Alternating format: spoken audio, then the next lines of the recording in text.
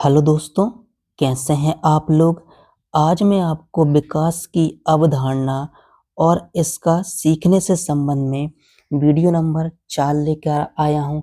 चलिए शुरू करते हैं। अब हम दूसरा पढ़ेंगे, मानसिक विकास और इसका अधिगम्य योगदान।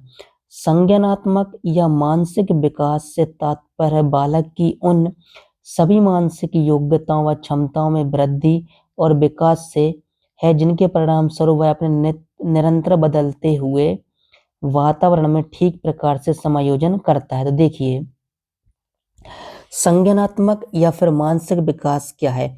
आपके सोचने समझने की क्षमता, वातावरण के साथ समायोजन की क्षमता, नहीं वातावरण के साथ आप बैलेंस कर सकें, आप लोगों के साथ बैलेंस कर सकें, साथ ही आप किसी प्रकार की समस्या का हल निकाल सकें, यही क्षमता मानसिक विकास कहलाता है। और अधिगम के द्वारा हम मानसिक विकास में क्या करते हैं? वृद्धि करते हैं। कैसे करते हैं? किसी बुक को पढ़कर, किसी व्यक्ति से बात कर कर उसे समझते हैं, सीखते हैं, या फिर कोई काम हम करते हैं तो अपनी मानसिक क्षमता के दम पर करते हैं। यदि आपकी मानसिक क्षमता अच्छी होगी तो आप किसी भी चीज को आसानी से सीख पाएंगे, समझ पाएंगे और कर पाएंगे और व्यवहारिक रूप में भी उसे अपना पाएंगे। लेकिन यदि आपकी मानसिक क्षमता अच्छी नहीं है तो क्या होगा? आपको समायोजन करने में कठिनाई होगी, बैलेंस करने में कठिनाई होगी, साथ ही आप कोई कार्य करते हैं तो उसमें आपको कठिनाई होगी और विभिन्न प्रकार की समस्याओं को सुलझाने में अपनी मानसिक शक्तियों का पर्याप्त उपयोग कर पाता है। देखिए, आपके जीवन में हर दिन कोई ना कोई समस्या आती है। उस समस्या को हल करने के लिए आप संज्ञान का इस्तेमाल करते हैं, अपनी मेंटल डेवलपमेंट यानी मानसिक विकास जिसे बोला जाता है, अपने दिमाग का इस्तेमाल कर पाते हैं। यदि आपका दिमाग ज़्यादा परिपक्व होगा तो आप किसी भी समस्या को आसानी से हल कर पाएंगे। देखिए, कल्पना करना यानी इमेजिनेशन करना, स्मरण करना, विचार करना, निरीक्षण करना, समस्या समाधान करना, निर्णय लेना इत्यादि की योग्यता संज्ञानात्मक विकास के फलस्वरूप ही विकसित होती है। देखिए, जैसे जैसे आपके संज्ञान का विकास होगा, जैसे जैसे आपके दिमाग का विकास होगा, आप कल्पना कर पाएंगे, आप किसी चीज को याद कर पाएंगे, आप अच्छे से अच्छा विचार कर पाएंगे, उस विचार का क्या कर पाएंगे? परीक्षण कर पाएंगे, निरीक्षण कर पाएंगे। यदि आपके जीवन में कोई समस्या आती है तो आसानी से आप उसका हल निकाल लेंगे। आपको कोई समस्या आती है या किसी को कोई समस्या आती है, उस समस्या का सॉल्यूशन आप उस व्यक्ति को देंगे जो उसके निर्णय लेने में और आपको निर्णय लेने में क्या करेगी? मदद करेगी। ठीक है।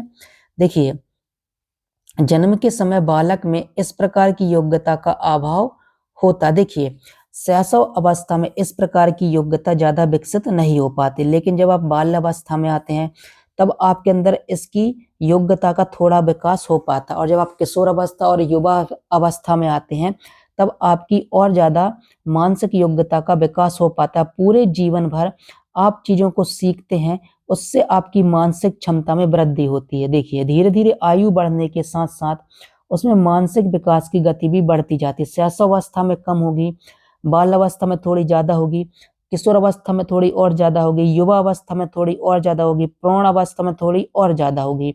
लेकिन वृद्धावस्था की एक अवस्था प्राप्त करने के बाद आपके अंदर यह क्षमता कम हो जाएगी, क्योंकि आप ज्यादा अच्छे से सोच विचार नहीं पाएंगे, आप बीमारियों से ग्रस्त हो जाएंगे और आपकी मानसिक क्षमता में कमी आएगी वृद्धावस्था की एक उम्र के बाद। ठीक है। देखिए, संज्ञानात्मक विकास के बारे में शिक्षकों को पर्याप्त जानकारी इसलिए होनी चाहिए क्योंकि इसके अभाव में वह बालकों की इससे संबंधित समस्याओं का समाधान नहीं कर पाएंगे। देखिए, यदि टीचर को सीडीपी का अच्छा नॉलेज होगा, उन्हें विधियों का नॉलेज होगा कि बच्चों को कैसे पढ़ाना है, उनको यह पता होगा कि किस उम्र में बच्चे को क्या समस्या आती है, तो बच्चों से संबंधित समस्याओं का वह हल आसानी से निकाल पाएंगे। लेकिन यदि टीचरों को चीजों का नॉलेज नहीं होगा तो वह समस्या का समाधान नहीं निकाल पाएंगे जो बच्चों में होगी। इसलिए कहा गया है कि इसके अभाव में बालकों की इससे संबंधित समस्याओं का समाधान टीचर नहीं कर पाएगा। ठीक है। यदि कोई बालक मानसिक रूप से कमजोर है तो इसके क्या कारण है, यह जानना उसके उपचार के लिए आवश्यक है। देखिए, हर बच्चे को कोई ना कोई समस्या होती है और बच्चा पहले उन समस्याओं को अपने माता पिता से शेयर करता है, अपने दोस्तों से शेयर करता है और टीचर से शेयर करता है एक उम्र के बाद। यदि माता पिता को यह ज्ञान होगा तो वह बच्चे को अनुभव करके देख लेंगे कि उसे क्या समस्या आ रही है। टीचर को यदि अच्छा नॉलेज होगा तो वह टीचर बच्चों को देखकर अनुभव कर लेगा कि इन्हें किन प्रकार की समस्याओं का सामना करना पड़ रहा है। उनके मित्रों को अच्छा नॉलेज होगा तो वह मित्र भी उस समस्या को देख पाएंगे। ठीक है। संज्ञानात्मक विकास के बारे में पर्याप्त जानकारी होने से विभिन्न आयु स्तरों पर पाठ्यक्रम सहगामी क्रियाओं तथा अनुभव के चयन और नियोजन में सहायता मिलती है। देखिए, यदि आपका मानसिक विकास अच्छा होगा, आपका मेंटल डेवलपमेंट अच्छा होगा, तो आप बच्चों की आयु के अनुसार समस्या देख पाएंगे। आप देखते होंगे कि एनसीईआरटी बच्चों के आयु के अनुसार ही पाठ्यक्रम तय करती है। साथ ही पाठ्यक्रम के साथ उनकी बच्चों के साथ सहगामी क्रियाओं को भी प्रयोजित करती है कि बच्चा 1 से लेकर 5 तक कौन सी क्रियाएं करानी है, कौन से खेल खिलाना है, किस प्रकार की क्रियाएं कराना है, खेल के द्वारा कैसे जानकारी उपलब्ध कराना है। जब आप कभी टीचर बनेंगे तो आप देखेंगे कि बच्चों को सहगामी क्रियाएं कराएंगे, कि पीयर ग्रुप करवाएंगे, भ्रमण पर ले जाएंगे, चित्र दिखाकर, टीवी दिखाकर आप उनको चीजों को सिखाएंगे, रेडियो सुनाकर आप चीजों को सिखाएंगे। साथ ही अनुभव के चयन, जैसे आप बच्चों को पढ़ाते हैं, बच्चों से बात करते हैं, तो आपको अनुभव होगा कि बच्चों को किस प्रकार की समस्याओं का सामना करना पड़ रहा है। यदि आपका मानसिक विकास अच्छा होगा, आपने सीडीपी को अच्छे से पढ़ा होगा, आपने, क्योंकि क्या होता है कि टीचरों को एक्सपीरियंस भी होना चाहिए। साथ ही टीचरों को क्या करवाया जाता है, उनके विभिन्न प्रकार के प्रशिक्षण कराए जाते हैं, जिससे बच्चों में जो समस्या आएंगी उन प्रशिक्षण के अनुभव के द्वारा बच्चों की समस्याओं को सीख पाएंगे। यदि टीचर का मेंटल डेवलपमेंट अच्छा नहीं होगा तो वह इन चीजों को आसानी से नहीं समझ पाएगा। इसलिए मानसिक विकास होना बहुत ही जरूरी है।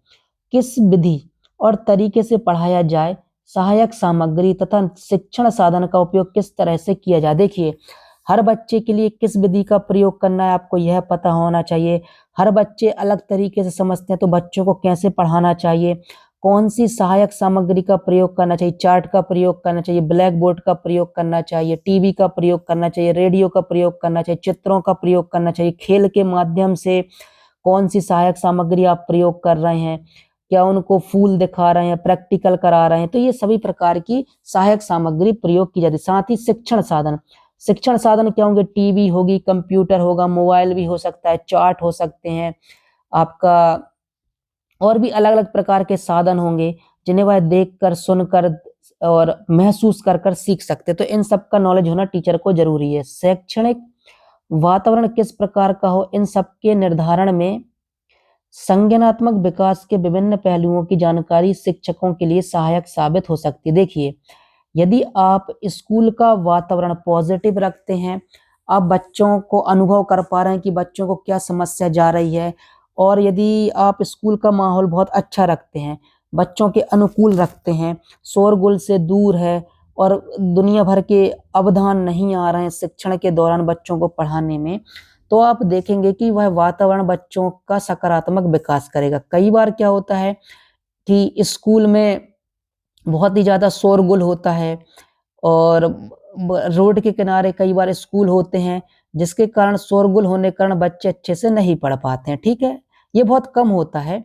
देखिए, विभिन्न अवस्थाओं और आयु स्तर पर बच्चों की मानसिक बुद्धि और विकास को ध्यान में रखते हुए उपयुक्त पाठ्य पुस्तकें तैयार करने में भी इससे सहायता मिल सकती है। देखिए, चूंकि आपने देखा होगा कि एनसीईआरटी जो रहती है वह बच्चों के आयु के अनुसार, बच्चों की अवस्थाओं के अनुसार ही पाठ्य पुस्तकों का निर्माण करती है। जब आप देखेंगे कि शैशव अवस्था में जो मुख्यतः बुक होती, मतलब सॉरी माफ करना, जो प्राइमरी में प्राइमरी लेवल का जो स्कूल होता है, जिसमें 1 से लेकर 5वीं क्लास की बुक जो रहती हैं उनमें चित्र ज्यादा रहते हैं, खेल आधारित गतिविधियां ज्यादा रहती हैं और व्यवहारिक रूप में उनको ज्ञान वाली पाठ्य पुस्तक होती हैं। तो जब आप उन बच्चों को वह पढ़ाते हैं तो उनका क्या होता है, विकास होता है। इसलिए बच्चों को पढ़ाने में क्या करती, सहायता करती है। देखिए, अब सामवेगिक विकास और अधिगम से संबंध। सामवेगिक क्या हो गया, यानी इमोशनल डेवलपमेंट। देखिए, संवेग जिसे भाव भी कहा जाता है का अर्थ होता है ऐसी अवस्था जो व्यक्ति के व्यवहार को प्रभावित करती है। देखिए संवेग क्या होते हैं, आपके इमोशन होते हैं। कईयों के संवेग पर कंट्रोल होते हैं, इमोशन पे कंट्रोल होता है, और कई लोगों का क्या होता है, इमोशन पे कंट्रोल नहीं होता है। इसलिए कहा गया है कि आपके इमोशन पे कंट्रोल होना बहुत जरूरी है। किसी ने कुछ बोल दिया, आपने अपने इमोशन पे कंट्रोल नहीं कर पाए और आपने कुछ उनको गलत बोल दिया, तो ऐसे में सामने वाले की जीत होती है, क्योंकि वह यही चाहता है कि आप अपने संवेग का गलत इस्तेमाल करें। इसका सबसे अच्छा उदाहरण पॉलिटिशियन देखिए, राजनेता देखिए। राजनेता कितने अपने संवेग पर कंट्रोल रखते हैं। उन्हें वह व्यक्ति जो पॉलिटिशियन होते हैं, वह व्यक्ति वही चीजें बोलता है जो चीजें जरूरी हैं, वह गलत चीजें नहीं बोलता। इसलिए टीचर का भी संवेग अच्छा होना चाहिए। यदि बच्चे ऊधम कर रहे हैं तो बच्चों को प्यार से समझाकर बिठाल देना चाहिए। बच्चे कुछ चीज सीख नहीं पा रहे हैं और आपको गुस्सा आ गया, अपने बच्चों को मार दिया, तो इससे छवि खराब होती है और बच्चे भी सीख नहीं पाते। इसलिए संवेग पर आपका कंट्रोल होना बहुत जरूरी है। देखिए भय, क्रोध, घृणा, आश्चर्य, स्नेह, विषाद इत्यादि संवेग के उदाहरण। देखिए कई बार बच्चों में भय आ जाता है, इसलिए बच्चों का और टीचरों का प्रेम पूर्वक व्यवहार होना चाहिए। क्रोध, जैसे मैंने अभी बताया, किसी व्यक्ति ने आपको कुछ बोला, आपको क्रोध आ गया। घृणा, ये घृणा भी एक गलत चीज होती है, आपको हर चीज से घृणा नहीं होनी चाहिए। इसलिए आश्चर्य भी एक अनोखा है। कई बार जो आपको आश्चर्य होता है तो आपके अंदर समझ का विकास भी होता है, और जब कई बार आश्चर्य होता है तो आप अपने आप को बचा पाते हैं। जैसे यदि एकदम से आपके अंदर आपके पास सांप आ जाए तो आप एकदम से डर जाएंगे, आपको भय जाएगा, तो आप सांप से बच जाएंगे। इसी प्रकार एकदम से आप रोड पे चल रहे हैं और एकदम से कोई गाड़ी अनकंट्रोल हो जाए और आपके पास जाए, तो आप भय के कारण या आश्चर्य के कारण आप क्या करेंगे, आप अपने आप को बचा पाएंगे। तो कई बार ये जो इमोशन होते हैं बहुत ही काम करते हैं जीवन में बढ़ने के लिए। बालक में आयु बढ़ने के साथ ही इन संवेगों का विकास भी होता है। देखिए शैशवावस्था में संवेग कम होंगे, बाल अवस्था में शैशवावस्था की तुलना में ज्यादा संवेग होंगे और कंट्रोल होगा। साथ ही किशोर अवस्था में आपके संवेग भी कंट्रोल होंगे। इसलिए क्या होता है, किशोर अवस्था में कई बार बच्चे जो होते हैं अपने संवेग को नहीं संभाल पाते हैं। अपराध की आयु भी किशोर अवस्था को कहा जाता है, और किशोर अवस्था को तूफान की अवस्था भी कहा जाता है। क्यों कहा जाता है तूफान की अवस्था? क्योंकि आप संवेग पर कंट्रोल नहीं कर पाते हैं। लेकिन आयु बढ़ने के साथ साथ आप अपने संवेग पर बहुत हद तक कंट्रोल कर पाते हैं। ठीक है। संवेगात्मक विकास मानव वृद्धि एवं विकास का एक महत्वपूर्ण पहलू होता है। देखिए जो इमोशनल डेवलपमेंट है, संवेगात्मक विकास है, वह मानव की वृद्धि करने में मदद करता है और मानव के विकास करने में भी मदद करता है। व्यक्ति का संवेगात्मक व्यवहार उसकी शारीरिक वृद्धि एवं विकास को ही नहीं बल्कि बौद्धिक, सामाजिक, नैतिक विकास को भी प्रभावित करता है। देखिए जो आपका संवेग होता है आपकी शारीरिक वृद्धि में भी मदद करता है। देखिए यदि आप गुस्सा हो गए और आपने गुस्से के कारण खाना नहीं खाया तो क्या होगा, आपका शरीर में आपको समस्या हो जाएगी। फिर आपने संवेग को कंट्रोल नहीं कर पाया, आप गुस्सा कर दिया, आपने मारपीट कर दी, तो आप जेल चले जाएंगे। इसलिए संवेग पर कंट्रोल होना बहुत जरूरी है। इसलिए संवेग आपके शारीरिक वृद्धि में मदद करता है, साथ ही आपके विकास में भी मदद करता है। देखिए यह आपकी बौद्धिक क्षमता बढ़ाता है, आपकी सामाजिक क्षमता बढ़ाता है और आपके नैतिक विकास को भी योगदान देता है। देखिए संवेग के दम पर ही आप बहुत सारी चीजें कर पाते हैं। देखिए यदि आपका संवेग कंट्रोल नहीं होगा तो आप कुछ गलत भी कर सकते हैं, जिसके कारण आपको जेल हो सकती है। ठीक है। इसलिए संवेग पर हमेशा कंट्रोल करना चाहिए, और संवेग भी आपके नैतिक विकास में बहुत मदद करते हैं। यदि आपको पता है क्या सही है क्या गलत है तो आप संवेग को कंट्रोल कर पाएंगे। इसलिए नैतिक विकास भी मदद करता है आपके संवेग को समायोजित करने में। देखिए प्रत्येक संवेगात्मक अनुभव व्यक्ति में कई प्रकार के शारीरिक एवं शरीर संबंधी परिवर्तनों को जन्म देती है। देखिए यदि आपके संवेग कंट्रोल में नहीं है, आपको एंजाइटी हो गई, डिप्रेशन हो गया संवेग के कारण, तो क्या होगा, उसका असर आपके शरीर पर पड़ेगा। आप अच्छे से खाना नहीं खाएंगे, आप हमेशा टेंशन में रहेंगे। इससे आपका सिर दर्द भी दर्द करेगा, आपका पेट दर्द भी करेगा। आप खाना नहीं खाएंगे तो शरीर में क्या हो जाएगी, आपको कमजोरी हो जाएगी।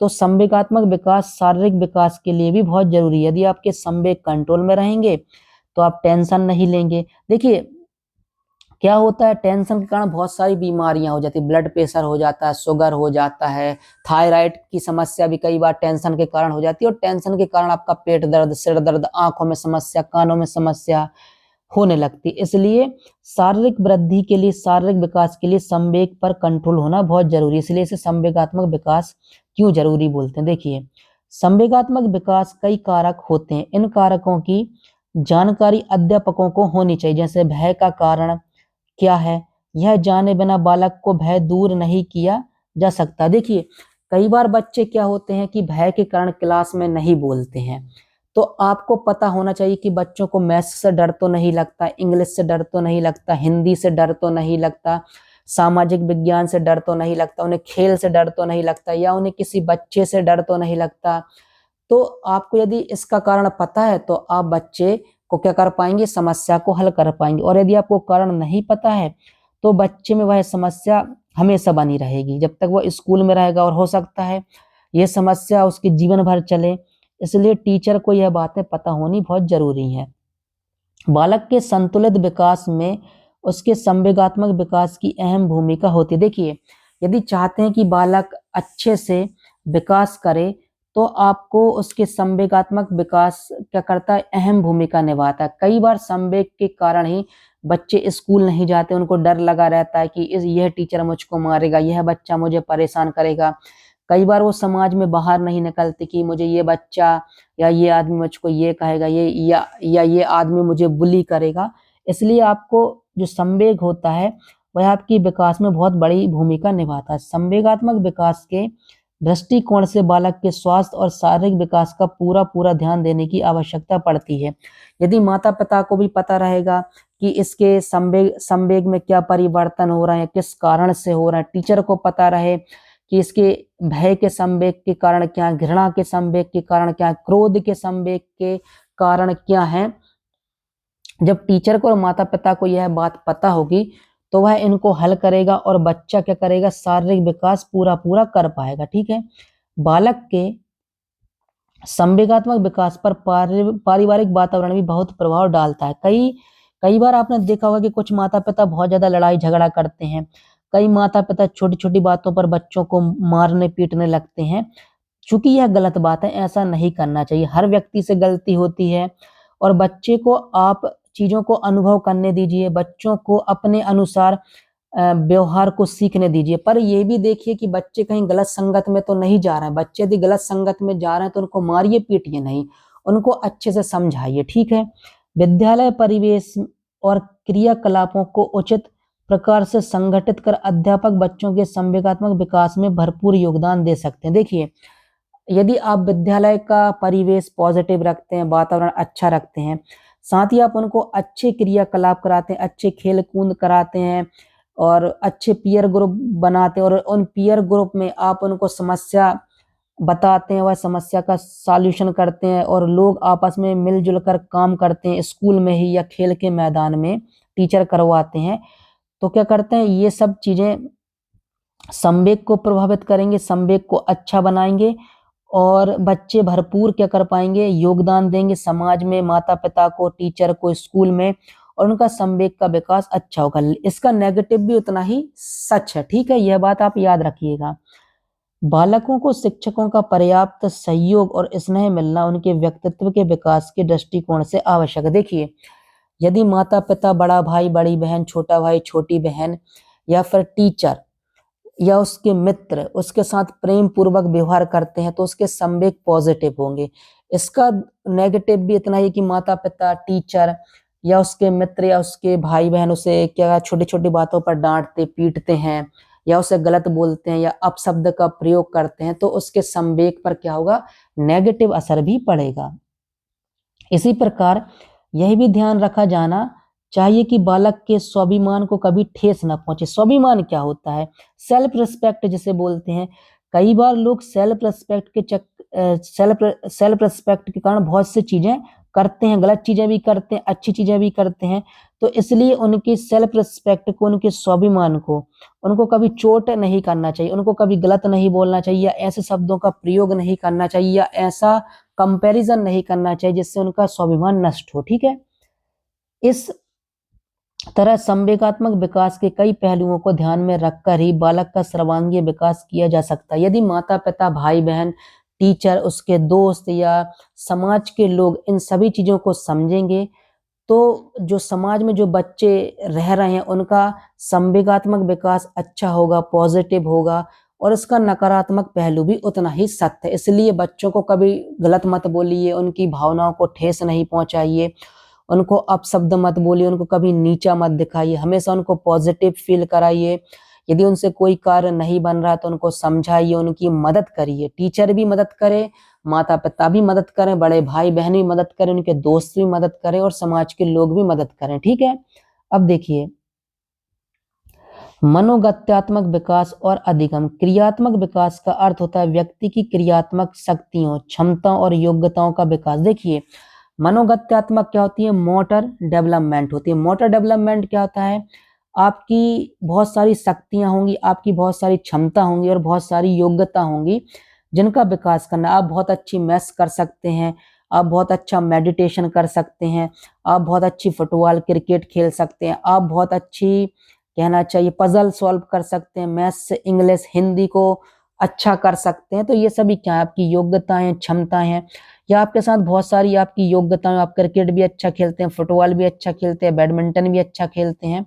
तो ये सभी चीजें मनोगत्यात्मक योग्यताएं कहलाती हैं, मोटर डेवलपमेंट कहलाता है। क्रियात्मक शक्तियों, क्षमताओं, योग्यताओं का अर्थ होता है ऐसी शारीरिक गतिविधियां, क्रियाएं जिनको संपन्न करने के लिए मांसपेशियों और तंत्रिकाओं की गतिविधियों के संयोजन की आवश्यकता होती है। जैसे इसमें आप अपने हाथ पैरों का इस्तेमाल करेंगे, अपने पैरों की मांसपेशियों का इस्तेमाल करेंगे, आप अपने हाथों की मांसपेशियों का इस्तेमाल करेंगे, जैसे कि चलना है, बैठना है इत्यादि। जैसे क्रिकेट में आप क्या करते हैं? अपनी मांसपेशियों का प्रयोग करते हैं, फुटबॉल में करते हैं, बैडमिंटन में करते हैं, या आप कोई गाड़ी क्या कहते हैं, गाड़ी सुधारना सीख रहे हैं, तो क्या है?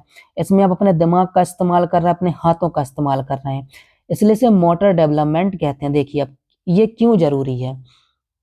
एक नवजात शिशु ऐसे कार्य करने में अक्षम होता है शारीरिक वृद्धि और विकास के साथ साथ आयु उम्र बढ़ने के साथ उसमें इस तरह की योग्यताओं का विकास भी होने लगता है। देखिए, जैसे जब बच्चा शैशव अवस्था में होता है तो वह अपनी मांसपेशियों में उतना संतुलन नहीं कर पाता, कई बार वो दौड़ते दौड़ते गिर पड़ता है, कई बार वो अच्छे से चल नहीं पाता। लेकिन बाल्य अवस्था में वो क्या करता है? अच्छे से चल पाता है, अच्छे से दौड़ पाता है, अपनी शारीरिक गतिविधियां अच्छे से कर पाता है। और किशोर अवस्था में उसका पूरी तरीके से क्या हो जाता है? विकास हो जाता है, वो बहुत तेज दौड़ने लगता है, अच्छा एथलीट बन जाता है, क्रिकेटर बन जाता है, फुटबॉलर बन जाता है और अच्छे गेम खेलने लगता है। और अन्य प्रकार की शारीरिक गतिविधियां होती हैं जिनका मैं उदाहरण नहीं दे पा रहा हूं।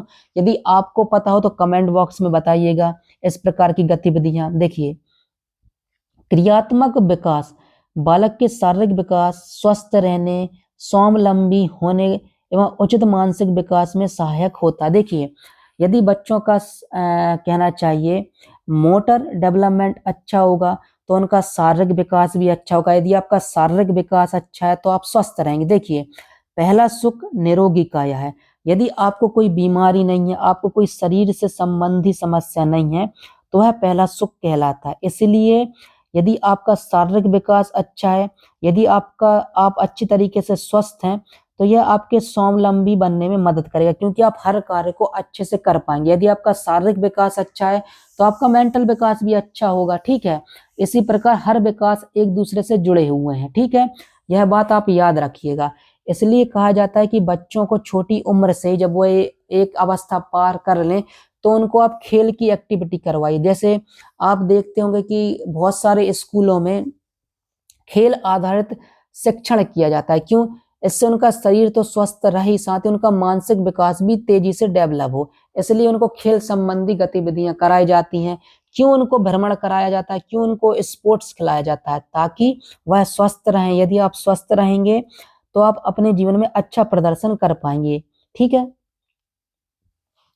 इसके कारण बालक में आत्मविश्वास अर्जित करने में भी सहायता मिलती है। देखिए, यदि आप पूरे तरीके से स्वस्थ हैं, यदि आपका शारीरिक विकास अच्छा हुआ तो आपका मानसिक विकास भी अच्छा होगा, आपका गत्यात्मक विकास भी अच्छा होगा, आपका इमोशनल डेवलपमेंट भी अच्छा होगा। ये आपके अंदर क्या करेंगे, आपको मोटिवेट करेंगे, साथ ही आप में आत्मविश्वास पैदा करेंगे कि मैं हर कार्य को कर सकता हूँ, मेरे अंदर कोई कमी नहीं है, मैं हर काम को कर पाऊंगा। और यदि मेरे अंदर कोई कमी है तो वह इस आत्मविश्वास से उस कमी को पूरा कर पाएगा, एक्सरसाइज करके, एक्सपीरियंस करके, अनुभव करके, या किसी चीज को सीख कर। ठीक है।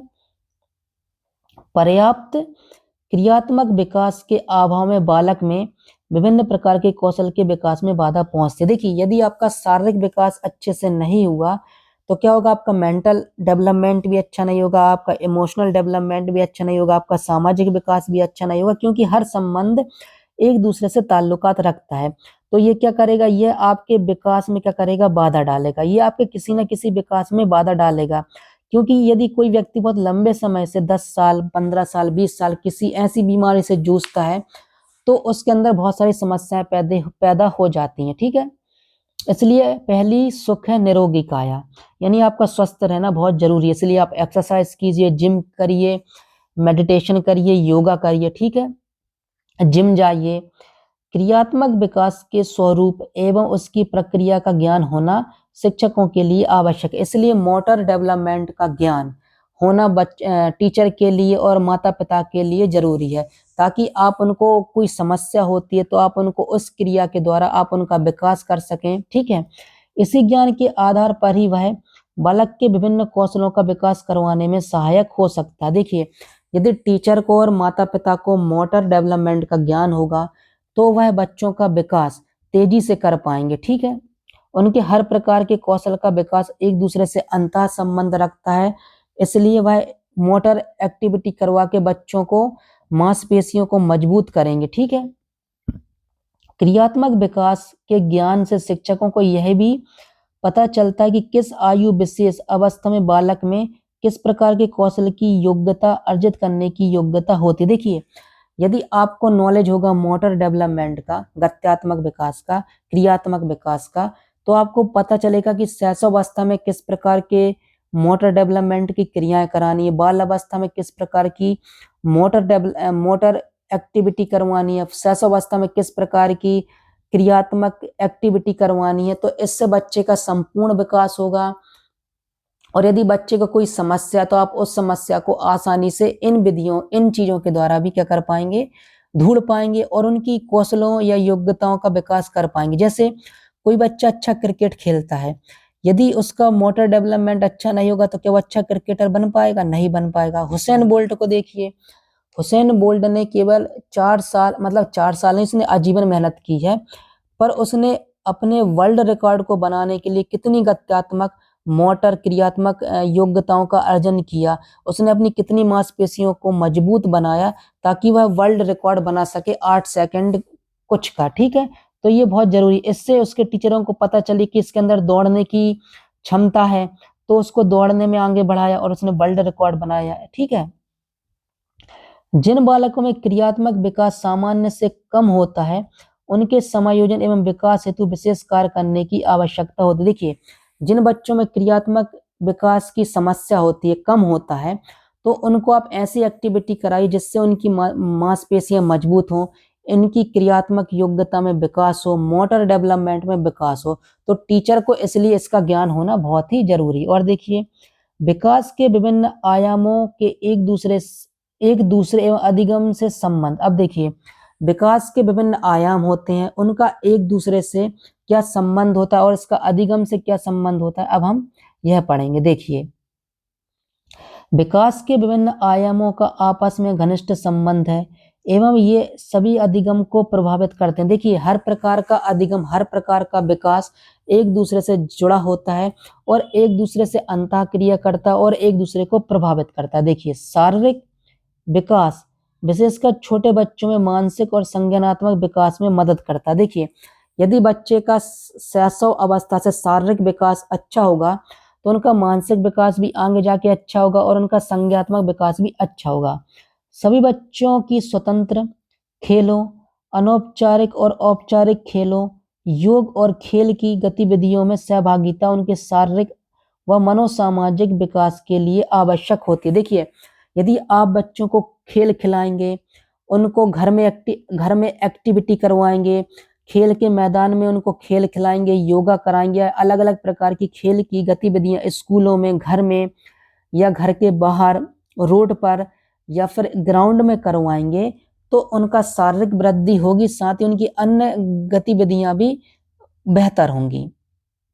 उनका मानसिक और भाषाई विकास भी होगा, सामाजिक विकास भी होगा और अधिगम को प्रत्यक्ष रूप से प्रभावित करेगा, यानी अधिगम को सीधे तौर पर प्रभावित करेगा और उनकी जो मेंटल डेवलपमेंट बहुत अच्छा होगा। ठीक है, उदाहरण स्वरूप कोई बालक अकेले या परस्पर मिलकर कोई कार्य करना चाहता है तथा दूसरों से कितनी अंतःक्रिया करता है या उनकी सोचने, तर्क करने की क्षमता, स्वयं व दुनिया को समझने और भाषा का प्रयोग करने की क्षमताओं पर निर्भर करता है। देखिए, यदि बच्चा मिलनसार है तो वह दूसरों से बातचीत करेगा, दूसरों के साथ खेलेगा, पीयर ग्रुप में खोलेगा, इससे उसका भाषा का विकास होगा, उसके सोचने और तर्क करने की क्षमता का विकास होगा, साथ ही वह सामाजिक अंतःक्रिया में भी बेहतर होगा, समाज के लोगों से अच्छे से बात करेगा, समाज में किस चीज की आवश्यकता उसको बढ़ाने में वह क्या करेगा, मदद करेगा।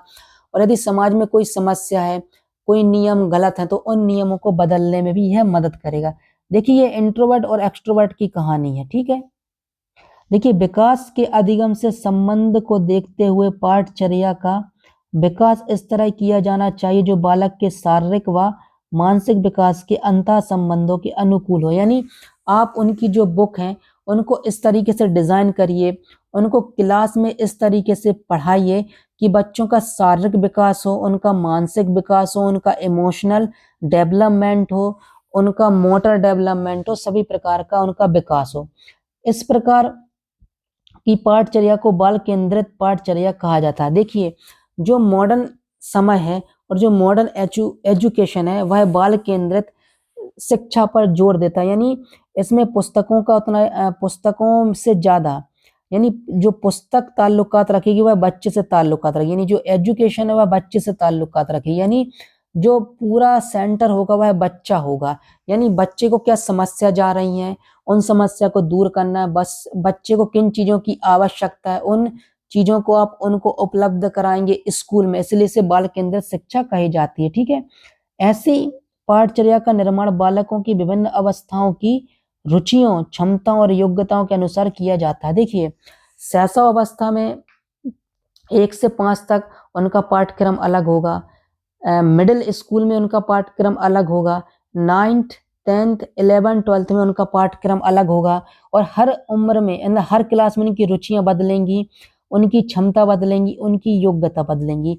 तो इन्हीं के अनुसार उनको क्या करना है, बच्चों को पढ़ाना है, एक्टिविटी कराना है, किस क्लास में उनको कहना चाहिए प्रयोग कराना है, किस क्लास में उनको कंप्यूटर की एजुकेशन देना। आईसीटी आप देख सकते हैं, आईसीटी लैब खुल रही हैं स्कूलों में, रोजगार से संबंधित उनको क्या कहना चाहिए पढ़ाई कराई जा रही है, जिसमें आप अपनी स्किल्स को सीख सकें। ठीक है, वोकेशनल एजुकेशन जिसे बोलते हैं।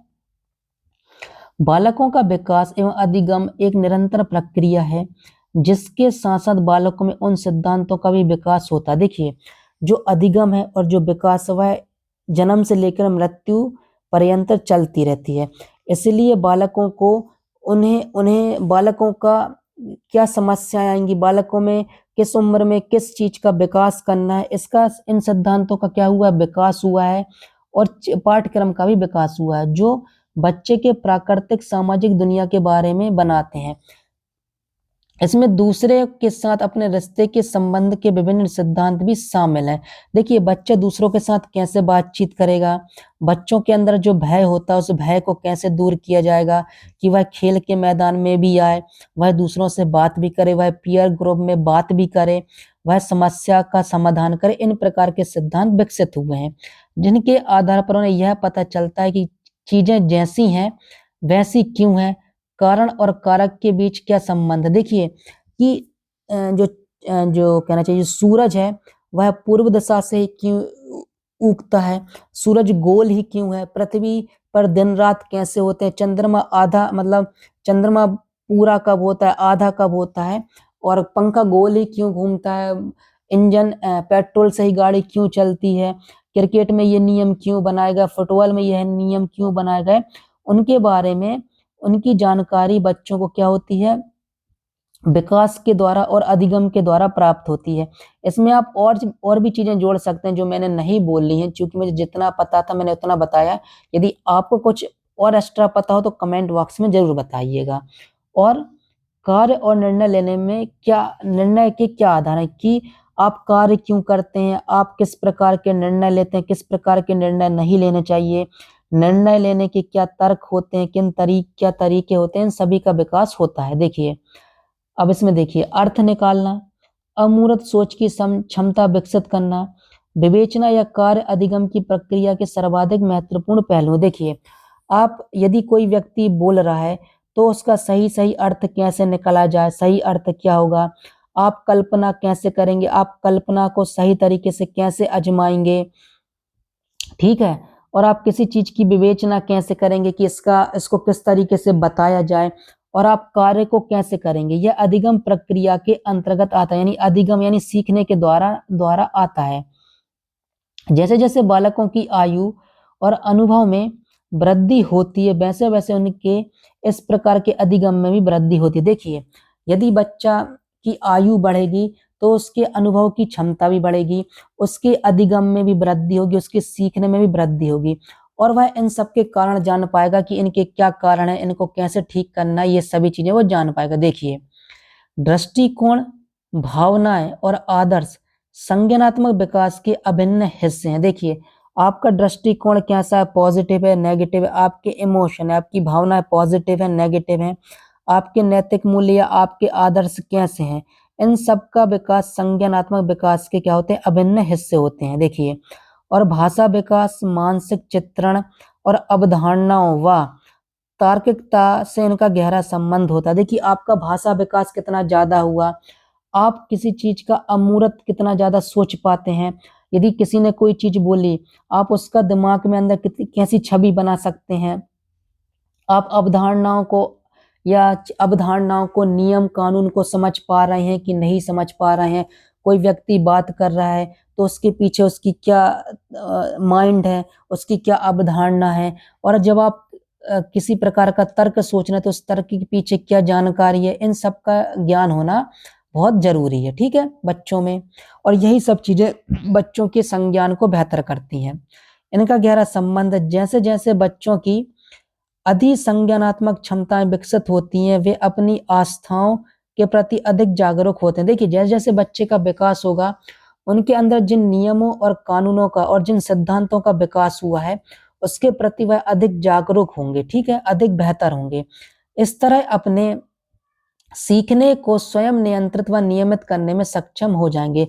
तो बच्चों को कैसे सीखना है, किस प्रकार सीखना है, सीखते समय किन समस्याओं का सामना करना है, किन सिद्धांतों को फॉलो करना है, इन सबको वह नियंत्रित कर पाएंगे, नियमित कर पाएंगे, अपने व्यवहारिक रूप में लेके आएंगे। देखिए, बच्चे व्यक्तिगत स्तर पर यानी जो सेल्फ लर्निंग होती है और दूसरों से भी विभिन्न तरीकों से सीखते हैं। यानी बच्चे स्वयं तो सीखते हैं, वह दूसरों से भी सीखते हैं, अनुभव के माध्यम से सीखते हैं, स्वयं चीजें करके सीखते हैं, और स्वयं कोई चीज बनाते हैं उससे सीखते हैं। यदि वह किसी चीज का प्रयोग करते हैं तो उनसे सीखते हैं, पढ़ते हैं, लिखते हैं तो सीखते हैं। जब वह किसी से विमर्श करते हैं यानी बातचीत करते हैं तो सीखते हैं। जब वह किसी से कोई चीज पूछते हैं तो सीखते हैं। जब वह किसी की बात को सुनते हैं तो वह सीखते हैं, और उस पर सोचने और मनन करने, यानी वह जब आपने कोई चीज बोली तो वह उसके बारे में सोचेंगे, समझेंगे, तर्क करेंगे, विचार करेंगे, उससे भी सीखते हैं। तथा गतिविधि या लेखन के जरिए अभिव्यक्त करने से, और जब आप उनको कोई गतिविधि कराते हैं स्कूल में, घर में या खेल के मैदान में, या उनसे आप कोई चीज लिखने के लिए कहते हैं, तो उससे भी वो क्या करते हैं, अधिगम करते हैं। अपने विकास के मार्ग में उन्हें इन सभी तरह के अवसर मिलने चाहिए, यानी उनको जीवन में आगे बढ़ने के लिए इन सभी प्रकार के उनको क्या देने चाहिए, अवसर देने चाहिए। तो दोस्तों, यह चैप्टर खत्म हुआ, 4 वीडियो में यह चैप्टर खत्म हो चुका है। यदि मुझे इससे संबंधित और नोट्स मिलते हैं तो मैं इस वीडियो को और आगे बढ़ा दूंगा। नमस्ते दोस्तों।